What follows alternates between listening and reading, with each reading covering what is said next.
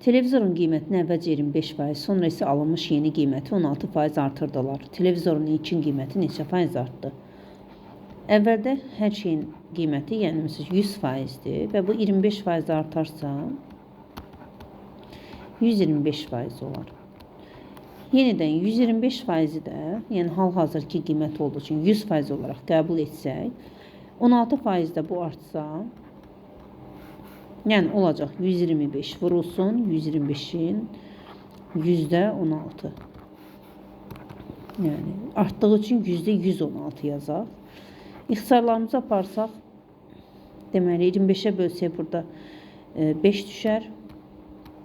25-ə bölsək 4 düşər. 116-nı da 4-ə ixtisar aparsaq 2 dəfə, 36-cı da 9 dəfə, 29. 5-i də 29-a vursaq 145 eləyər və 145%. Deməli ilkin qiymət 100% idi, sonda isə 145% oldusa, deməli 145%-dən də çıxsaq 100%-i